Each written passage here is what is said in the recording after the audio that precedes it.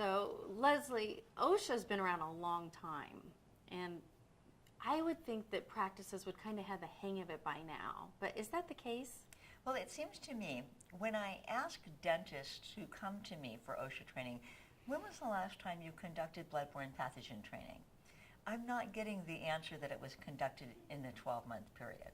So that would raise a red flag for OSHA, that there's not getting the training out there.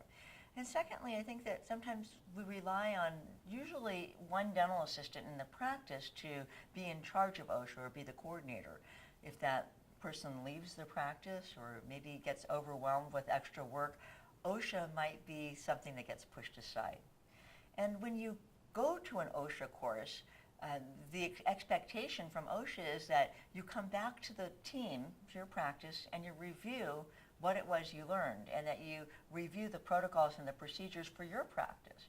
When you go to a class, they don't know where your fire extinguisher is or your eye wash station, and they don't know what healthcare provider you go to for emergencies. They just give you the basic plain vanilla version of bloodborne pathogens. So yes, you can accomplish the same thing, but can your team put it into action and quickly and efficiently, and can they stand up to not just an OSHA interview with an investigation, but what if a dental insurance company comes to audit your practice? They look not only at patient safety, but they look at employee safety, and they're going to be checking to make sure that you're following OSHA regulations.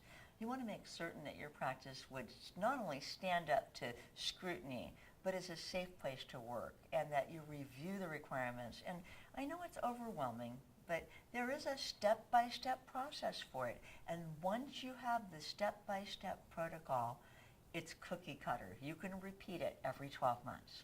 That's great. And I actually did not realize that insurance companies, when they audit, will look at the OSHA regulations and compliance. I get a lot of phone calls from dentists who are pending an investigation from an insurance company. And it's just one of the routine visits that they risk losing their status as a provider if something's found wrong. Right, that's a big deal. Yeah. Yeah. Thank you.